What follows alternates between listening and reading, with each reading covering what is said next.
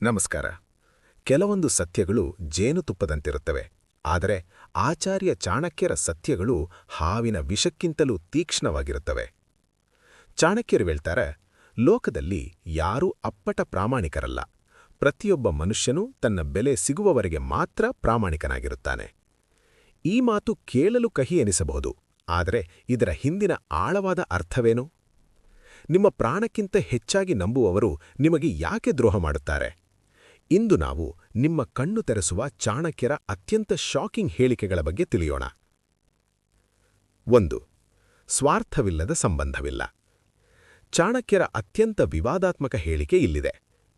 ನಾಸ್ತಿ ಸ್ವಾರ್ಥವಿನಾ ಪ್ರೀತಿಹಿ, ಅಂದರೆ ಸ್ವಾರ್ಥವಿಲ್ಲದೆ ಈ ಪ್ರಪಂಚದಲ್ಲಿ ಯಾವುದೇ ಪ್ರೀತಿ ಅಥವಾ ಸಂಬಂಧ ಹುಟ್ಟುವುದಿಲ್ಲ.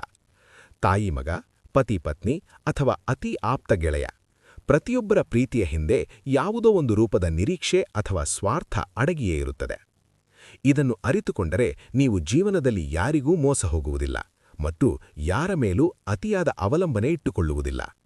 ಈ ಸತ್ಯವನ್ನು ಒಪ್ಪಿಕೊಳ್ಳುವುದು ಕಷ್ಟ, ಆದರೆ ಇದು ಬದುಕಿನ ಅಡಿಪಾಯ. 2.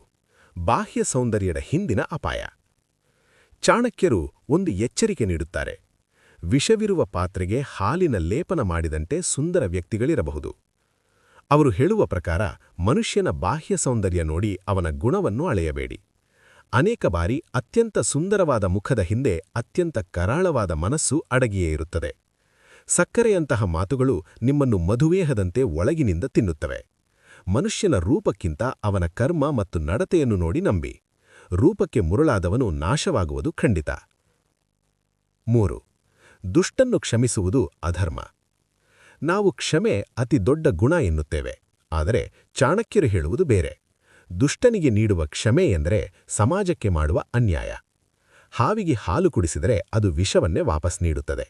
ಹಾಗೆಯೇ ಪದೇ ಪದೇ ದ್ರೋಹ ಮಾಡುವವನನ್ನು ಕ್ಷಮಿಸಿದರೆ ಅದು ನಿಮ್ಮ ದೌರ್ಬಲ್ಯವೆಂದು ಅವನು ಭಾವಿಸುತ್ತಾನೆ.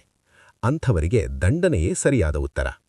ಅತಿಯಾದ ಒಳ್ಳೆತನವೇ ನಿಮ್ಮ ಶತ್ರುವಾಗಿ ಬದಲಾಗದಂತೆ ಎಚ್ಚರವಹಿಸಿ. ಚಾಣಕ್ಯರ ಮಾತುಗಳು ನಿಮಗೆ ನೋವು ನೀಡಬಹುದು, ಆದರೆ ಅವು ನಿಮ್ಮನ್ನು ಭವಿಷ್ಯದ ದೊಡ್ಡ ಆಪತ್ತಿನಿಂದ ರಕ್ಷಿಸುತ್ತವೆ. ವಾಸ್ತವವನ್ನು ಒಪ್ಪಿಕೊಳ್ಳಿ, ಬುದ್ಧಿವಂತರಾಗಿ ಬದುಕಿ. ಚಾಣಕ್ಯರ ಈ ಮಾತುಗಳಲ್ಲಿ ನಿಮಗೆ ಯಾವುದು ಅತಿ ಹೆಚ್ಚು ಸತ್ಯ ಅನಿಸಿತು? ಕಾಮೆಂಟ್ನಲ್ಲಿ ಮುಕ್ತವಾಗಿ ತಿಳಿಸಿ. ಇಂದಿನ ಸುಳ್ಳಿನ ಜಗತ್ತಿನಲ್ಲಿ ಸಿಲುಕಿರುವ ನಿಮ್ಮ ಗೆಳೆಯರಿಗೆ ಈ ವಿಡಿಯೋ ಶೇರ್ ಮಾಡಿ ಅವರ ಕಣ್ಣು ತೆರೆಸಿ. ಸಬ್ಸ್ಕ್ರೈಬ್ ಆಗಲು ಮರೆಯಬೇಡಿ. ಸತ್ಯವೇ ಜಯ.